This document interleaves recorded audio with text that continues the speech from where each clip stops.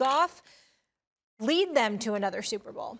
Goff, whether or not he can lead a team to a Super Bowl, I think you can get to a Super Bowl with Jared Goff as your quarterback. Mm-hmm. This is what you need.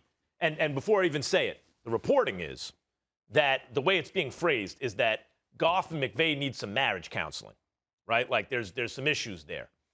You can get to a Super Bowl with Jared Goff. Let's not forget, a couple of years ago, 2/3 of the way through the season, he was in the MVP talk. Remember that Rams team? We said they had 3 MVP candidates: Todd Gurley, Aaron Donald, of course, Todd Gurley, and Jared Goff. And he was one of the best play-action quarterbacks in the league. And then the following season, the play-action, like, bad at it. Suddenly, like, the guy who was excellent at it, he's bad at play-action. What's going on? Jared Goff needs a real good offensive line, and he needs a running back that people will bite on the play fake with because they have to respect his game. Like, he can't just have an okay running back and an okay line. He needs a real good line and a real good multi-purpose back. If he has that, he can do it. Let's not forget, he's been to a Super Bowl.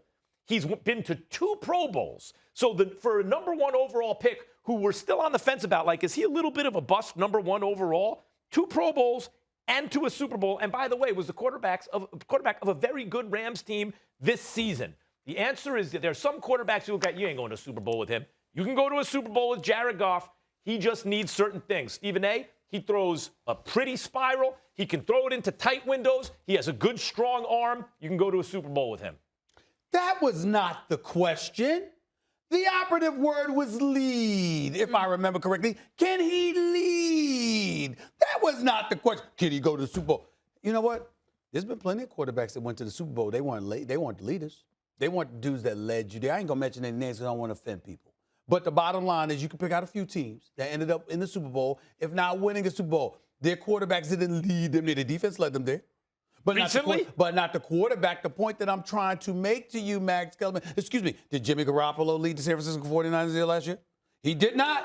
He did not. That's a fair point. That's right. He was underrated last year. That's right. Excuse me. That defense, that running game, yes. No, it was not Jimmy Garoppolo. They were in it those first 3 quarters. Excuse me? They were in it those first 3 quarters. Yeah, no, don't get me started with that. My point is that at the end of the day, Jared Goff ain't leading you to no Super Bowl, at least not what we've seen. I'm not going to sit up there and condemn the brother like he has no talent. He can play, and he completed 67% of his passes this year. It improved dramatically from the 62% he generated the year before.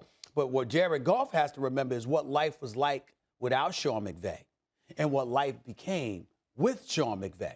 And if you're going to sit up there and you talk about they need marriage counseling, well, why you got a problem? You can see, when would Sean McVay make a quote like that? Yeah, he's our quarterback.